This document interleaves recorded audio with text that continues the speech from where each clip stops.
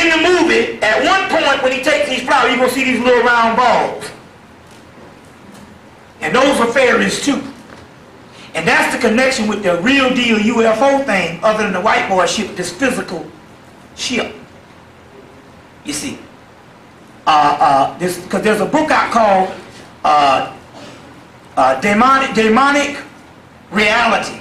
And they deal with Damians and UFOs. But what he's trying to say is what Jung figured out, it has got a lot to do with melanin. Because as I explained to you before, one of the ancient words for melanin is Damian. It comes from the word Amian, or Amen, or Amen, which means hidden. You get the word Amen, Amen, Damon, demon. All the same thing. It means hidden self or hidden soul. So if somebody tell you to suppress your demons, you understand what I'm saying? That's your true soul. You see, always suppress stuff. So that's why, you know, the preacher, and that's why in most, you know, the Catholic thing and all, can't have sex. They even got motherfuckers whipping themselves. Whipping their ass and shit. Hell, now why would God put you down here to whip yourself with? This is all to stop the certain energy that now that same type of energy is brought back to destroy the earth. You see, to destroy the earth. So you're going to find out when you see this stuff, there's a connection with the UFOs, which ain't physical, like the white boy is saying. There's a difference between physical UFOs, which is Area 51, man-made UFOs. Our shit that they're talking about is spiritual. That's the spheres of the Kabbalah, which is also a form of the same energy frequencies that's inside of you. So ain't no physical UFOs coming, and ain't no aliens coming to save you, because the alien is yourself. The original word alien is in the Kabbalah. It's in the Gnostic scripture, and it's talking about your soul that is dormant on the inside, that is alien from you, because you have forgotten your true nature and your true self, which is the hidden side of you, because you're identifying with the physical you, which is not the real you. It is a series of events that don't exist. You are not local. You are someplace else. There's no such thing as space and time. You are somewhere in the deepest part of the universe, which is inside of your body, which is 1,000 miles away from what you think and you really are, because you have lost the physical senses. You've lost the spiritual senses because you are identifying with the physical body. You see what I'm saying? So on the other hand, your ancient soul, which has been trapped in the body, is now saying, we want out.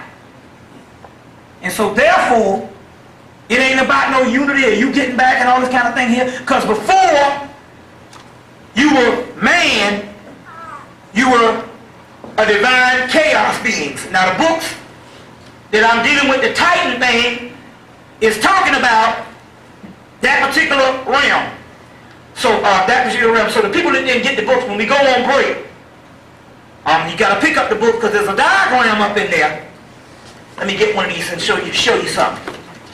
There's a diagram up in there. First of all, let me get into this before we get into that first, so you can understand some stuff here. Let me break this thing down to you so you can understand something. We're going to break this down, and do you want to go to the break and so people get something to eat? And all? So let me break this down, because I ate some of this, that damn vegetable shit he had up in there. And I damn it like they ate my fucking damn thumb off. Believe me, I know what tastes good and what don't. With this right here. And this ain't no gut. This is a hood or a hot rod. A tube shade. Now, let me explain this to you. Sister Nefertiti, anybody, any of y'all know Sister? Yeah, Osindara. Oh, yeah, right. I know. I'm just trying to say, I don't know. Well, I'll talk to you after during the break and all. But I'm trying to say is, this sister is on the money, because I go through psychics like a person go through shoes. But I'm telling you, she's on the doggone money. So with appointments, you all really, truly need to utilize the sister and that whole 9 yard and all. But, and based on whatever her spirit tell you to give her, you give the whole 9 yard. But this sister is no joke. But I just want you to recognize the actual spiritual talent that you have right here in the area. Because I'm going to start referring people, I don't know, that's something heard of, to referring people from the other states to this divine vessel we got right here. You see what I'm saying? So, you need to start utilizing, if you want some, this sister can read you like a book. You see what I'm saying? So my point is you got the spiritual vessels right here, and you need to start utilizing the talent and the energy you got right here. And we're talking about a hierarchy and different things like that now. You see what I'm saying? So don't go to the doctor for the second opinion. Go to a sister like this. You see what I'm saying and all. But this is no joke, you see. So let me get into this, then we're going to go into a break so you can understand something. First of all, if you go to a bookstore, you will see 2 or 3 rows of Greek and Roman and all kind of stuff. You might see one little row of Egyptian books, and it'll be the same old Egyptian books that they had for the last 15 years. But yet, the only discipline where you can go and literally study a whole discipline of a culture that you can study like this is Egyptology. So how is it you can have literally a major that's dedicated to Egyptology, yet you can't hardly find no books, and the books you find is the same old bush stuff? You know, the same old stuff. That means they got millions of books on this particular stuff, but it's not available to the public. Now this is the key. And even the stuff you get 100 books, they're all about the same. Now, what's happening here is this. You get the Book of the Dead, and those books are written in ritual. So you don't get the pharaonic thought. So I told you that the book's Hermetica, Copenhagen's Hermetica, is the real Hermetic thought. Come to find out that the Greek thing is the missing keys. Now let me explain this to you so you can understand this. We understood that we had to battle against this Greek thing in the Afrocentric era because the white boy was claiming that all the knowledge came out of Greece. Now we understand that the Greeks plagiarized all that stuff from the Library of Alexandria and literally plagiarized the stuff from Kemet. We know this now. Now, but we just abandoned all stuff Greek because we thought that it was a plagiarization, and number one, we got the real stuff, and that stuff can't be authentic. And this is what it is. You're messing up your time cycles. Greek mythology is black. That comes from Mesopotamia. First it comes from this. Let's go to the timeline. Before you got dynastic Egypt, you got Typhonian Egyptians, ruled by the great mother Apep. You thinking Apep is the evil dragon, that's the great mother. She's overthrown by Amun-Ra. Amun-Ra is the subordinate, not Amun-Ra, Ra. It's a difference between Ra and Amun-Ra. The hidden son is Osiris. Ra is this particular deity, so when they showed that shit on Stargate as being evil, that's your enemy. Alright, now you talk, no, I'm telling you what the coffin text say. It's a difference. This is what the coffin text is talking about. Ra is a subordinate deity. He's not the true God. He overthrows the true God, which is Apep, the great mother. Even if you go and read the text, the first thing of the creation text is the creation story of Ra overthrowing Apep. You don't understand that the great mother, when you get the word dragon, it comes from the word drakon, or the word draconis, Alpha Draconis, which is the northern hemisphere of the earth. That's the celestial ship of the north, which is the great mother, or the mothership. She's Tiamat, she's Nut, she's Apep, she's also modified as Apep, or Tyre. This is different realms of the great mother. This renegade son comes and overthrows her. Later on in physical Egypt, the Amun-Ras, the Ras, because Amun is a later day cult, the Ra crew overthrow the Typhonians. So there's a whole bunch of Typhonian material which is pre-monumental Egyptian, a pre-monumental khemet that developed, matured, and declined before the first monumental phase. So a group of younger people came in and overthrew an older civilization that goes all the way back to Ethiopia, Atlantis, Lemuria, and all the way back until you run off the planet, which is Typhonian.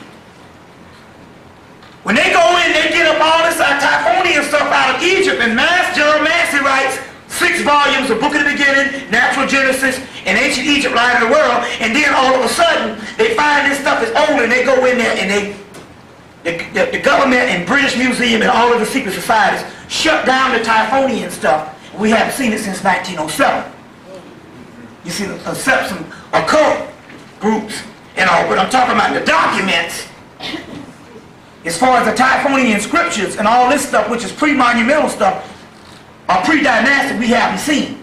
Now, this is the key.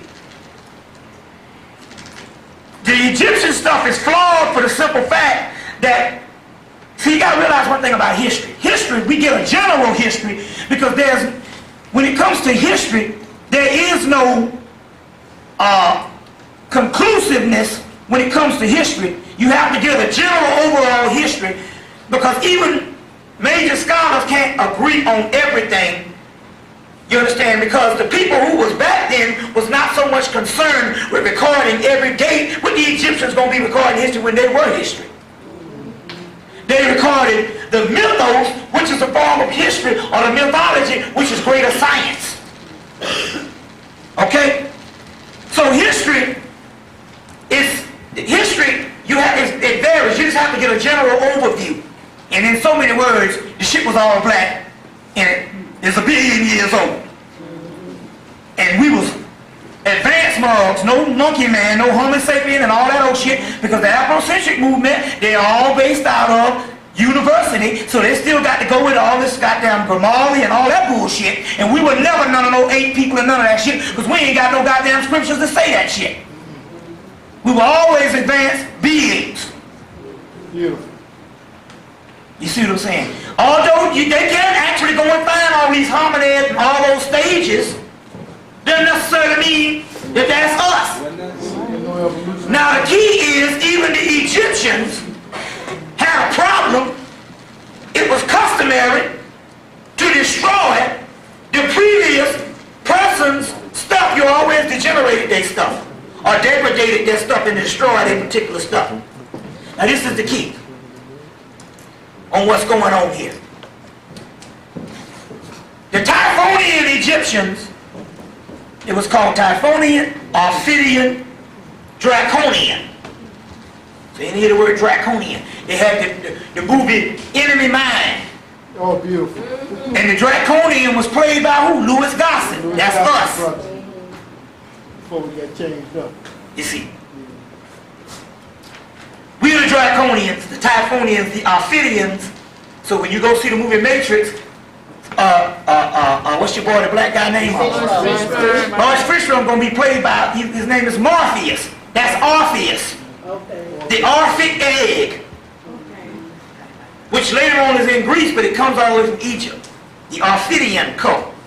So now, these particular people, after they are replaced by the later Ra dynasties or the Osirian dynasties, and also Osiris is nothing but the same form of the same set. He just takes on the same attributes after they kick setting them out.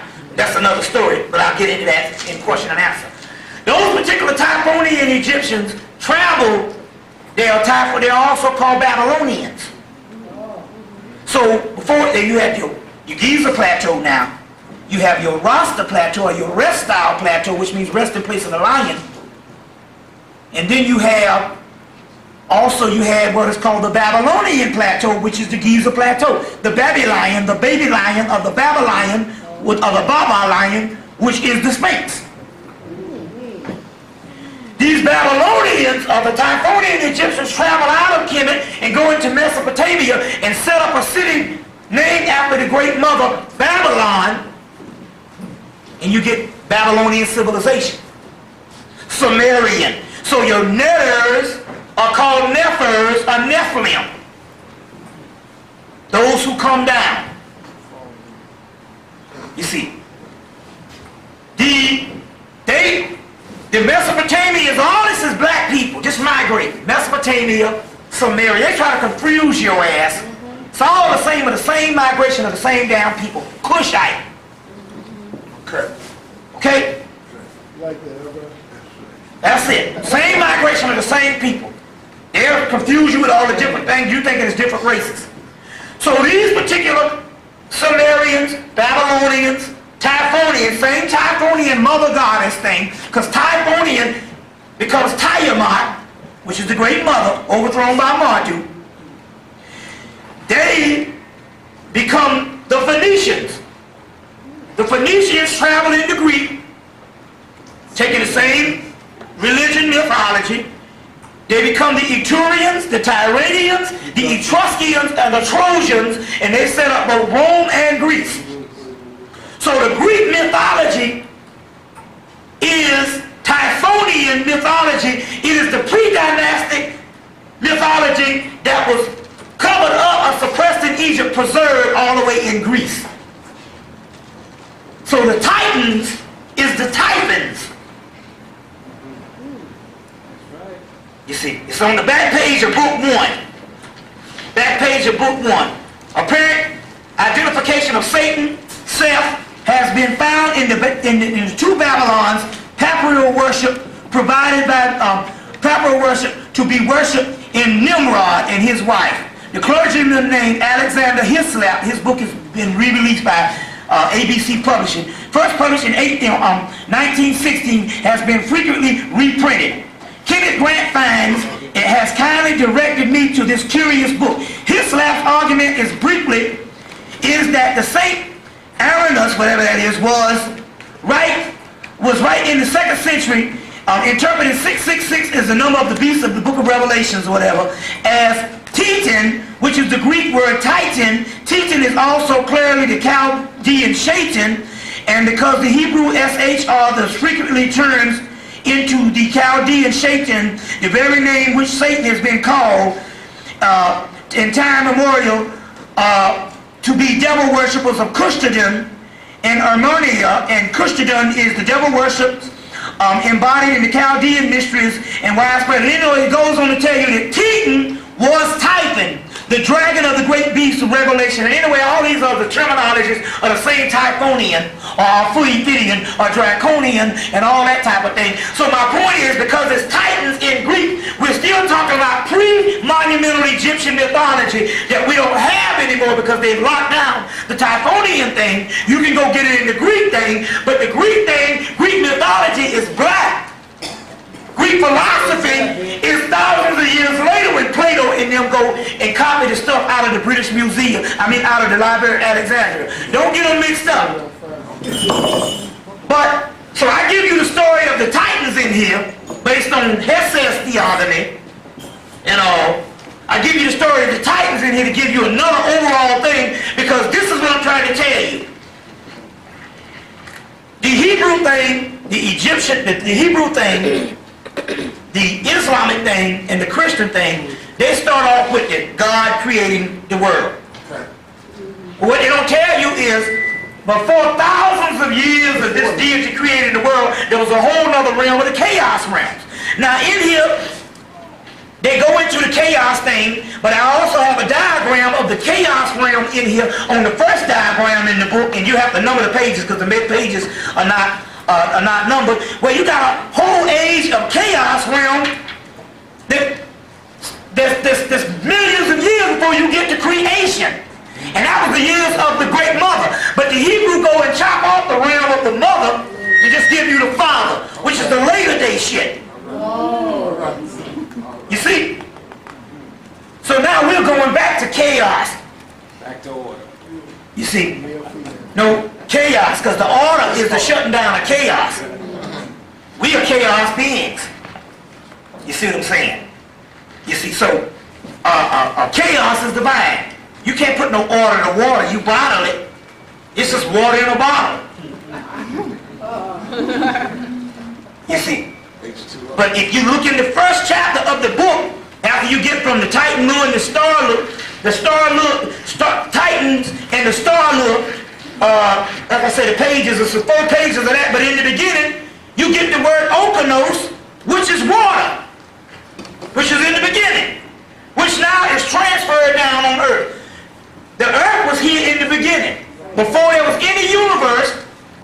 here. I'll show it to you. In